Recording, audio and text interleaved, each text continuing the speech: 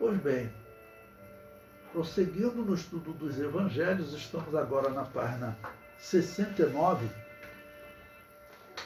Agora o item 36 que diz o tesouro escondido e a pérola de grande preço. Então, nessa fase de Jesus, que o seu ministério está na região da Galileia, ele está ensinando o povo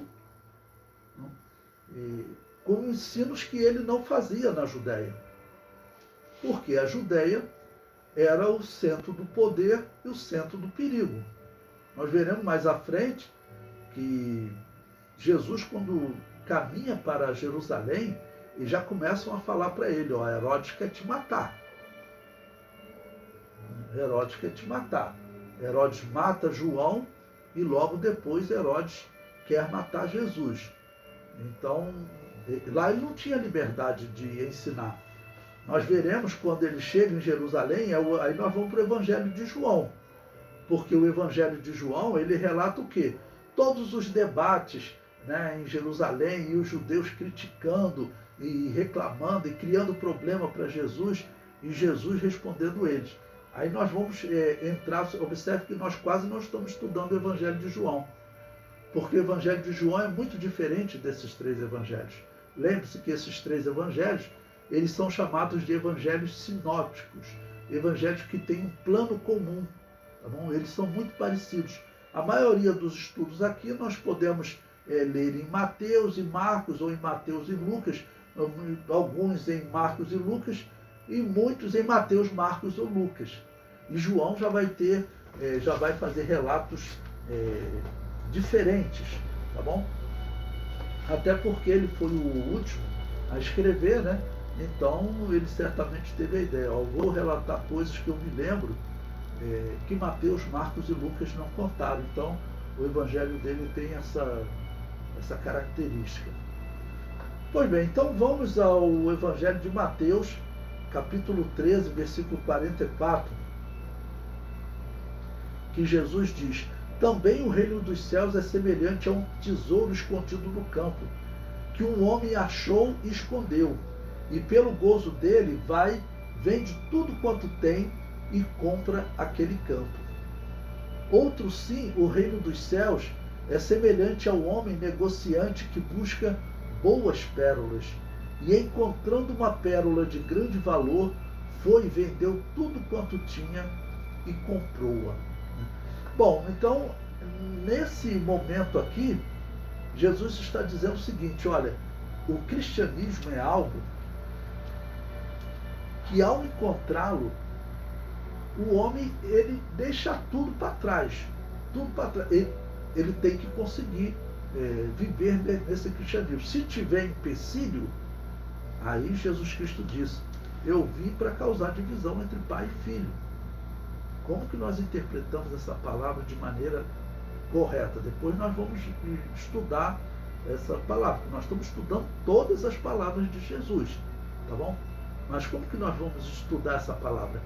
Não é que a intenção de Jesus seja separar o pai e o filho, mas é que Jesus traz uma palavra de verdade. E às vezes tem um pai que não aceita que o filho siga essa palavra. E nesse caso o filho vai ter que desobedecer ao pai. Porque, olha, é uma preciosidade, pai, que eu abro mão até. Tem na história pessoas que foram deserdados pelo pai. Ele falou que a herança fique para outro, mas eu não fico sem Jesus. Então, quando Jesus Cristo diz que vai causar separação, não é uma separação intencional. Ele simplesmente apresenta uma verdade ao homem. O homem, quando conhece essa verdade, ele quer essa verdade a qualquer preço. Ele abre mão de tudo que ele tem para adquirir essa verdade. No caso, essa pérola, tá bom? Ou esse tesouro.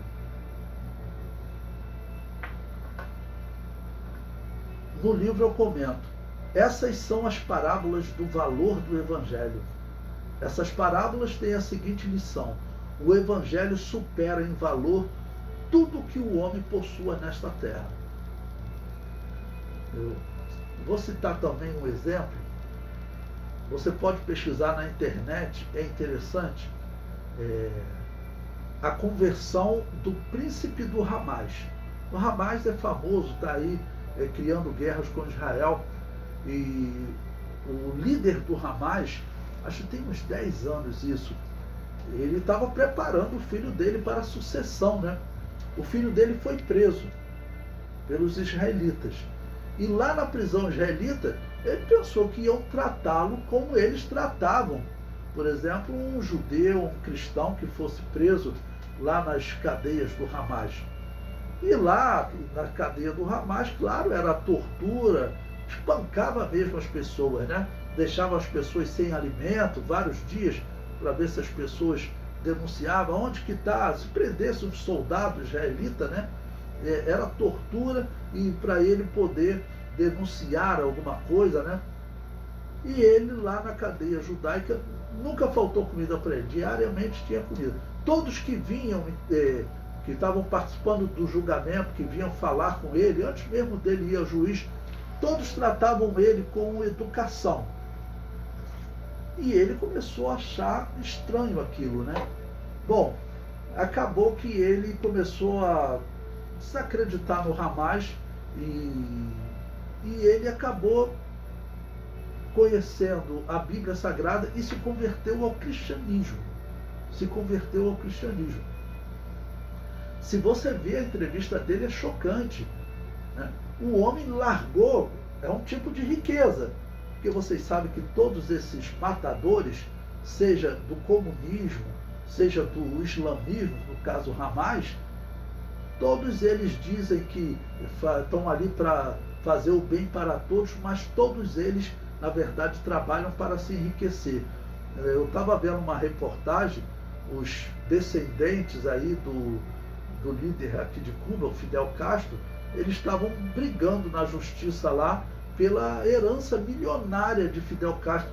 Mas o homem não dizia que ele vivia num país, estava implantando um sistema em que todos têm tudo em comum, todos recebem a mesma coisa.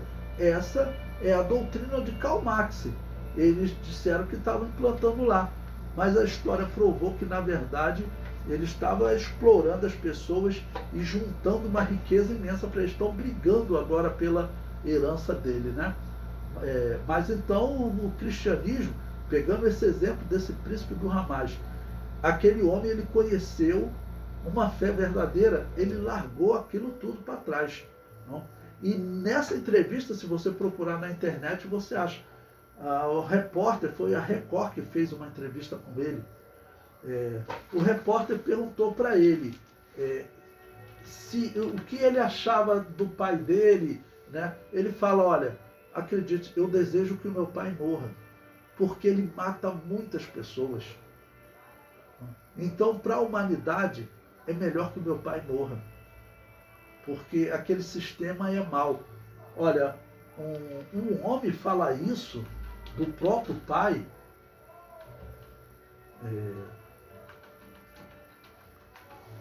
você vê, vamos dizer, a mudança que ele teve, né? E o que significa